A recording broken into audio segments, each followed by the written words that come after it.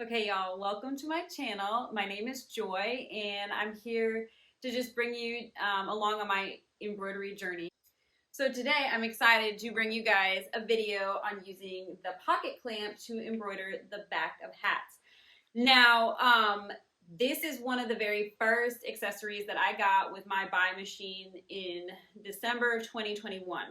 So I have the first version or the older version of the buy embroidery machine. I do believe that this will still work with the newer mirror machines, but either way, like this was one of the very first accessories that I got with my machine, because one of the things that kind of made me jump from a single needle world into the multi-needle world was the ability to do hats. Now, my entire business isn't built on hats. I do them occasionally, but the ability to be able to do them was kind of like what I was going for. So with the pocket clamp, actually for the longest time I was calling it the hat clamp because that's what I thought it was. So I do the back of hats with it. That's what I do with it. So I have a return customer that she has brought me quite a few things for her son's baseball team. They got some jersey pants in that were like all messed up. So the thing was like too long, nothing to do with embroidery, but I altered a whole team's both colors pants for her in like it was like a rush order. So she is a very good return customer. She brought me all of those pants. I've done things for her in the past. So when she reached out and asked me if I could do the back of her son's hats with his number, even though like so I'm just giving you a heads up, they're a little bit dirty because they're used hats. They're not brand new hats. I wasn't going to tell her no. She's a very good customer, and I don't mind. They're baseball hats. They've been worn for a few games, and that's fine. So it's real quick and simple. I'm just going to be putting the number 22 on the back of two hats. I have this one. It's just going to be a black varsity font, and then this one it has the maroon bill, so it's going to be a maroon letter with black. The closest color I have to maroon or burgundy is this one, which is not exact, but it's pretty close. And then it's also going to be outlined in black, which I think will just kind of darken the look of it. So I think it'll be a good match. So I will show you how I get these hats hooped up with the pocket clamp for the back of hats. Now we are going to install the hat driver on the machine, but you don't put your embroidery mode in hat mode because this is a lot longer than where you would be embroidering on the hat hoops. Is more like right here. You actually need your design to be like out further, if that makes sense. So you keep it in other. So I just set my machine to other, but it does go, as you can see here, on the hat driver. The other thing that this is super great for is obviously pockets, because it's the pocket clamp. Sometimes when you're doing a pocket that is kind of a tighter fit, like on a lunchbox per se, and I know that I just did a video for lunchboxes with the shoe device, which is great because it has a bigger embroidery field. This is a smaller embroidery field, so you're not going to get a huge design in this, but it is also great for doing like those lunchbox pockets, something that's like a tighter pocket because it turns with the machine. Instead of going in and trying to go straight, that can sometimes, if your area that you're trying to embroider is tight, that can sometimes not give your machine the ability to move around inside of that pocket. So what I like with this, because it's rounded, it just helps you to get into some of those tighter pockets. And if you're doing a pocket that is that tight, your design is probably not going to be that big anyways. So this is a great option. But today I'm going to show you how I use it for the back of hats. So let's get into it. Okay, so I'm here at my hooping station, and I am very aware that my station looks very different from the newer one. Someone actually said that I have it on backwards, and I do not believe that I do have it on backwards, but I might. But honestly, I think it kind of is interchangeable. It goes whichever way that you find most helpful. But I do know that the newer ones do face the other way. Whatever. I've been doing it like this since 2021, so like 3 years. It's fine. So what I'm going to do is I'm going to use a piece of scrap stabilizer. I am just going to go ahead and fold it in half because honestly, why not?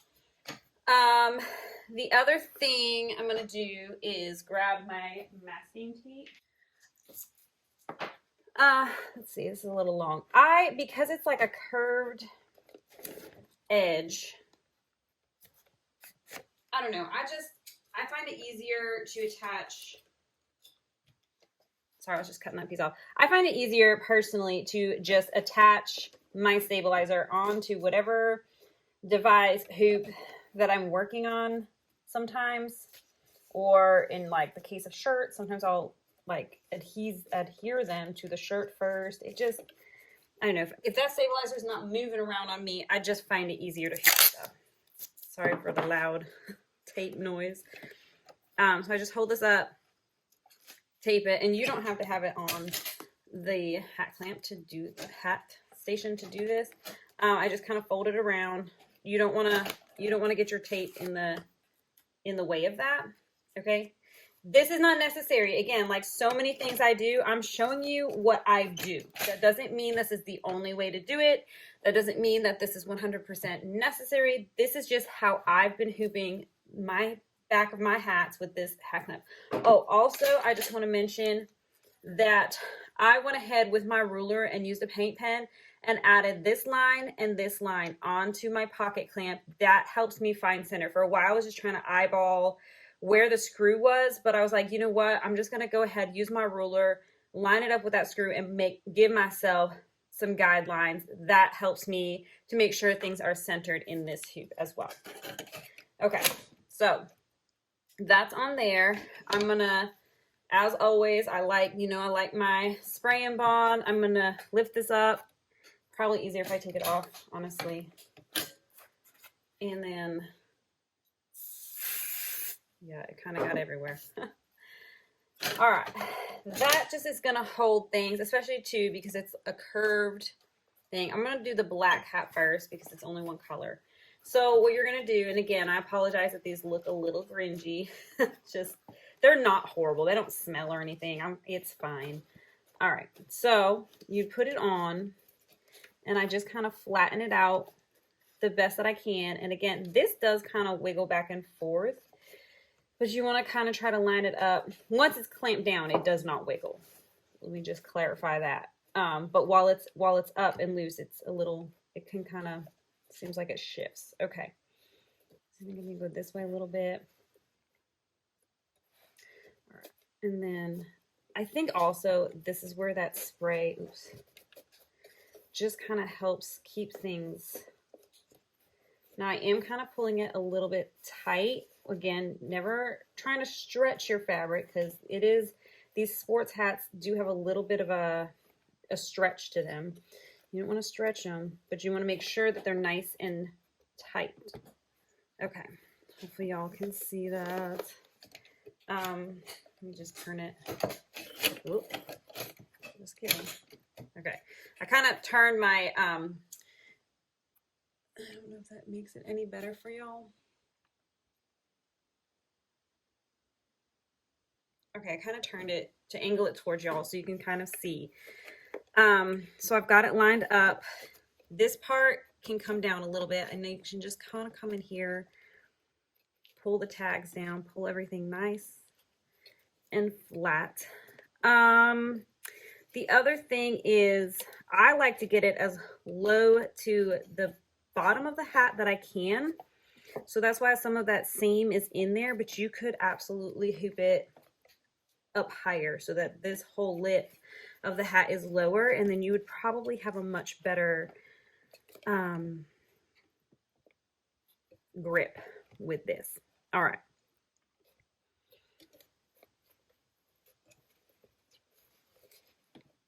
All right, it's not really going anywhere, so I think that's good. It doesn't look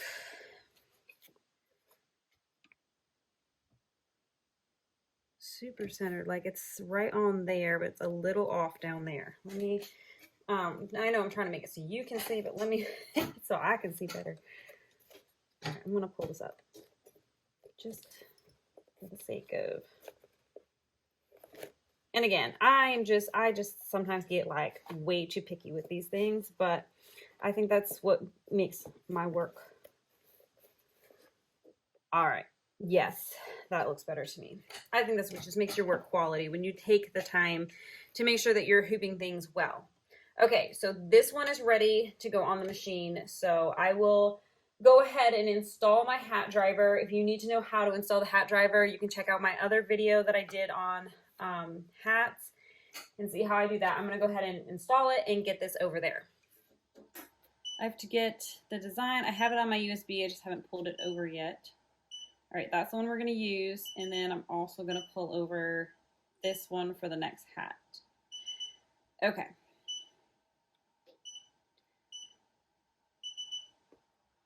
All right. Now, this is set up for the original hoop that came with my machine, the 10 by 10 or, yeah, I think it's a 10 by 10 hoop. I can honestly just leave that because it's gonna fit. This is gonna fit in that field, if that makes sense. But for y'all, I'll just go ahead. Oops, not that one. Change it to other. Okay, other is just kind of like the setting that you put everything on when it doesn't have a hoop. Do you know what I mean? Like, so I know like everyone's crazy about making sure they put their parameters for their hoops in their machine. I know that I probably should learn how to do it, especially for y'all who are looking to do that sort of thing. But to me, it's just like an extra step that I just don't find necessary when I could just hit other, just be done with it. Maybe one day I'll do it. All right, so you can't go straight in because of all of the pieces. You'll hit your needles. So you go off to the side, and then once you get past those needles, then you can kind of turn it. Sorry, my head got in the way. I gotta see what I'm doing too. All right, so once you get past the needles, then you turn it. Then you line up underneath this red clamp. There's that niche, that like square. You line it up with that square and then click it into place and kind of make sure, I kind of wiggle it back and forth, make sure that both of these clips clip it. There's a third clip on the bottom for when you do a normal hat hoop. That one doesn't clip in. It's just the two on the top. Give it a little wiggle, make sure it fits. Okay. Now, just judging by where my needles are on this, I know. Oh, also I need to turn. Okay, the other thing is you need to turn your design. When you're in a hat, it automatically does it when you do it on your machine. Because we're in other, we need to make sure that we don't forget to turn our design upside down. Okay? So you just go to set on this machine. The new mirror might be different. Go to set, and then there's like this F, and you just use these arrows back and forth to make it upside down. Make sure it's in the right orientation, okay? Hit OK. It's set. Okay, exit. I'm going to go ahead and bump it down just because I know it's going to need to bump down a little bit, and then I'm going to trace it. Okay. I'm going to line up my first needle with the seam of this hat. I want to do another trace. Okay, I can go down quite a bit. And I have a printout too. It's over there on the table somewhere. Okay, that looked pretty good. Okay, it is kind of hitting here just a bit, but not enough that it's gonna, I think it'll still stitch out fine. Okay, the other thing is, y'all know that I like to use 12, 11, 10, and 9, sometimes 9 for my hat. So I have my titanium sharp 80-12 needles. For this, it's not structured. The front of the hat is a little bit structured. The back of the hat is not structured. So your normal 75-11 needles are going to do this one just fine. So I have already set number 5 is usually my black. And this one has the black bill. She wanted the black thread. So I'm just going to go ahead with that and then stitch it out.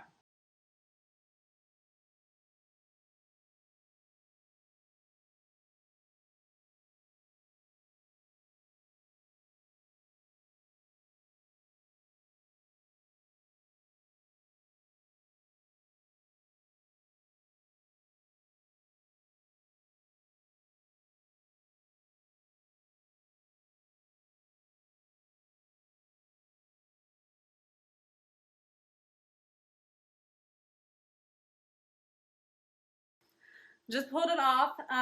It's straight, it's centered, it looks good.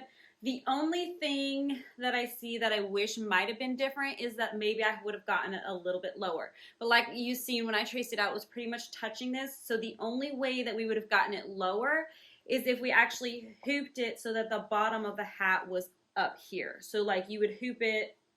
Let's see if I can do it. I probably can't do it because it's, well, I'll just pop it off. It's oh, I used tearaway. I'm not sure if I mentioned that. Okay, so I just popped it off of the tearaway. So if I had hooped it like this, okay, so that the bottom of the hat was kind of there, that would have given me the ability to get it like all the way down to the edge. But I think it's fine. I'll probably go ahead and do the other one exactly the same, just to keep things the same.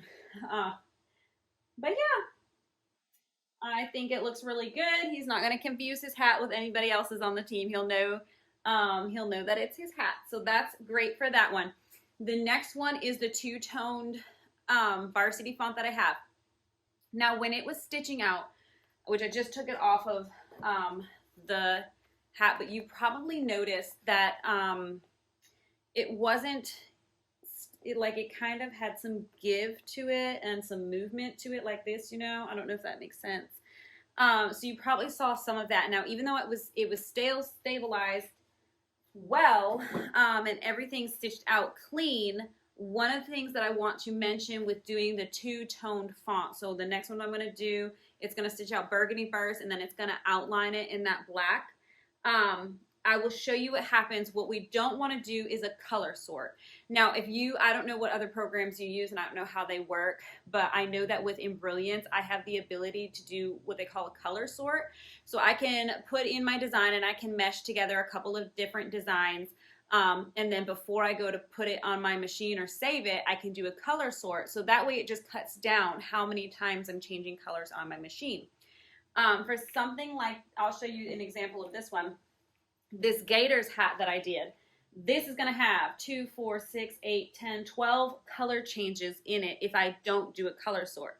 12 color changes. If I do a color sort, it's going to do all of the gold first and then the white, so it'll just have 2 color changes. Now, that's what I've done. I think I went ahead and did it for this one, and this one looks okay. I also did it for this Gator one, and I don't know if you can see, some of the green is poking through a little bit. I don't know. It's okay, but it's not the best, okay? And one of the things I think that was happening is by the time it was done stitching out all of the green and then it went back to the G to do the gold, I think things kind of shifted a little bit. So for this, I don't like to do the color sort, for the hat especially. Also for keychains, sometimes I'll put this on keychains, this font, and I don't like to do the color sort for that because it's a denser stitch out. It's a fill stitch, so it's denser, and so things tend to shift around. So then when it goes back to do the outline stitch, sometimes things are not lined up exactly where they need to be. So if you do the green for the gold, or the green for the G, and then the gold for the G, and then the green for the A, and then the gold for the A, and you do it just like that all the way across, it's going to stitch out so much cleaner. The other thing, which I don't typically do for the back hats because they're not structured, but maybe it's something that I should do, is actually digitize it for hats. And I'm not going to go and I'm not going to pay someone to digitize every single time. But one of the things I could do is spell the word from the middle out, or like put it in from the middle out. So, because you want to start with, like, I would do O, probably R, T, S, A, G, or something like that. Like, you would start from the middle out. That's kind of how you do the curved nature of a hat. And I'm not a professional digitizer, so I don't know all of the things about it, but I do know that that's kind of the general rule. So even when I'm doing the fronts of hats, sometimes if it's just wording, sometimes I'll do it myself. If it's a logo, I always get them professionally digitized. If it's something simple like wording or something, sometimes I'll just do it myself, and I just kind of make sure that I work from the middle out and from the bottom up, kind of. So anyways, that's all of that. I'll go ahead and do the other one and show you guys what it looks like, but just so that you know I'm going to do the first 2 stitch out, then the outline, then the next 2 stitch out, and then the outline, and that'll just keep it keep everything where it's supposed to be and keep it looking nice and clean.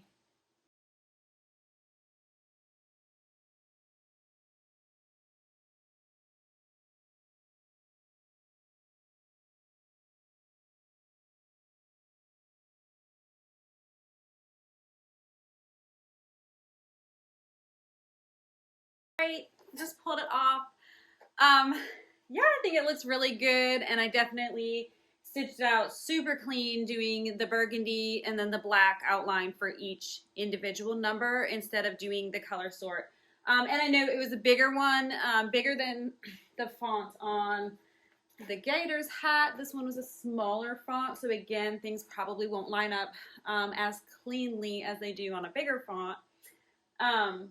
But I think it looks really clean and it's centered. So this is all I have for you today. How to do the back of hats using the pocket clamp. This is one of my absolute favorite accessories from Buy that they have. I just think, like, honestly, I'm kind of starting to lean away from doing fitted hats and I'm doing more snapbacks because in my area, it just seems like snapbacks are a little bit more popular, and I'm not saying that you can't do the back of a snapback with this. You probably can. It just, if I'm going to do the back of a hat, I want it to be a fitted hat so that I have that nice, clean area to be able to embroider on. So I still do them all the time. Like, obviously, I still get requests for them, and I still do them often. But I am kind of shifting when I purchase my own hats to resell. I'm kind of leaning towards doing the snapbacks, especially because then I don't get stuck with so many sizes that won't sell because they're more adjustable. But whatever the case is for you, I hope that you found this video helpful in using the pocket clamp to do hats. So I love this clamp. I use it for hats. I use it for lunch boxes and purses and bags and just anything that is hard to embroider and hard to get into. I use the pocket clamp, and then for the back of hats. So thank you guys again so much for watching. I hope that you enjoyed this. I hope that you learned something today.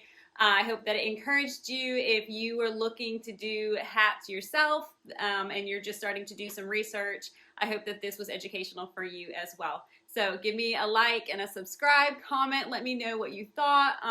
Let me know, like I said, just because this is the way that I do it doesn't mean it's the way you have to do it. This is just the way that I have found that works for me. You've got to do what works for you. So comment and let me know, do you do things differently? I'd love to hear. And I'm always open to trying something new, or even I'm perfectly fine with correction. If you see something that I'm doing wrong or you think I'm doing wrong, go ahead and let me know. That doesn't necessarily mean I'm going to change my ways because what I found works for me. But go ahead and just comment, let me know, because I love to learn. That's the whole point of this channel, is to educate y'all on the things that I've learned and to learn more things for myself along the way. So thank you guys again for watching.